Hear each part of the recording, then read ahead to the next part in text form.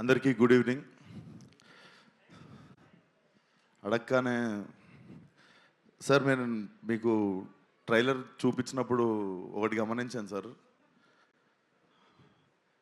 మీరు ట్రైలర్ చూసిన తర్వాత మీ కళల్లో ఒక మీలో నేను చెప్పినది కూడా అందరికి అదే. చిరంజీవి గారిలో ఉన్న ఆర్టిస్ట్ నన్ను హ్యాపీ ఫీల్ అయ్యారు, ఒక యాక్టర్ ఇది చేసిండు అని మీ కళ్ళల్లో చూస్తుండే sir. That was my first award for this film. That is my first reward already. సరదాగా ఒక పాత జ్ఞాపకం చెప్తా సార్. అది కొంచెం బిగినింగ్ థ్రిల్లర్ లాగా ఉంటుంది, తర్వాత కామెడీ అయిపోతుంది. సో అదే ముందే ప్రిపేర్ చేస్తున్నాం. సో మా నాన్న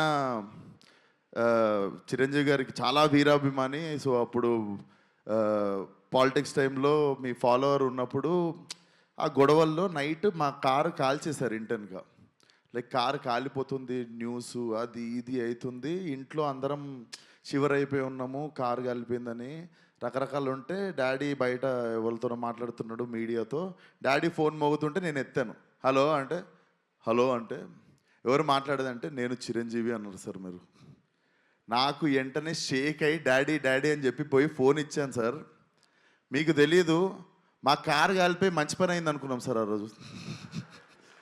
అంటే మా ఫ్యామిలీ అందరము ఆ కారు కాలిపోయిందనే ట్రోమా మర్చిపోయి we are cherishing the moment that Chiranjeevi గారి నుండి డైరెక్ట్ ఫోన్ కాల్ వచ్చింది మాకు అండ్ మేము మాట్లాడగలిగినాం and you were concerned about us అని చెప్పి.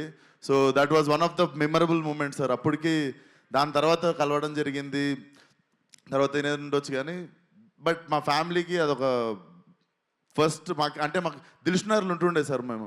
అది బేసికలీ వేరే కాంటినెంట్ అది. సో అక్కడ నుండి సినిమా వాళ్ళు అంటే అమెరికా వాళ్ళు ఉన్న వాళ్ళకి సినిమా హీరోలు ఎంత దూరమో దిల్షునగర్లో ఉన్న వాళ్ళకి కూడా అంతే దూరం అనిపిస్తుండే సార్.